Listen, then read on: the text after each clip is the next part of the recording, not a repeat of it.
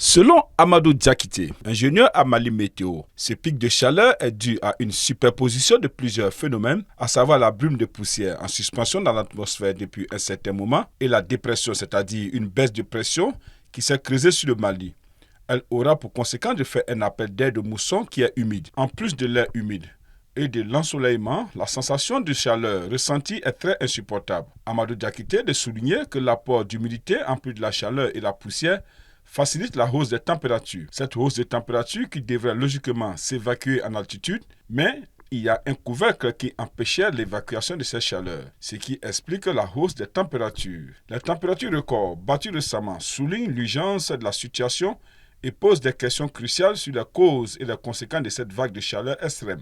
Pour le directeur exploitation climatologique et agrométéorologique à Mali Météo, Moussa Touré, c'est la saison pluvieuse qui mettra un terme à cette forte chaleur.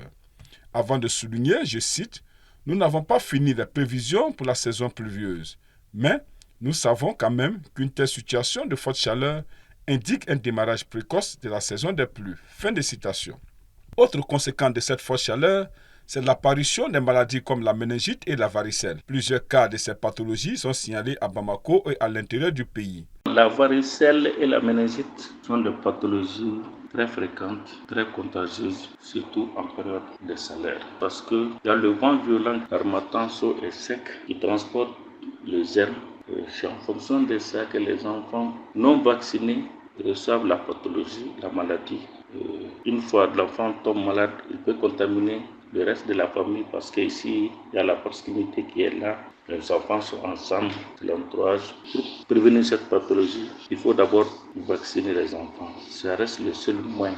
En cas de méningite, isoler le malade, traiter tous les cas contacts. Selon l'Organisation mondiale de la météorologie, 2024 sera probablement l'année la plus chaude de l'histoire de l'humanité. Le gouvernement du Mali, à travers l'Agence nationale de la météorologie, a recommandé d'éviter si possible les activités physiques au soleil et de boire 1,5 litre d'eau par jour, avant de rappeler que les personnes âgées et les enfants sont les plus exposés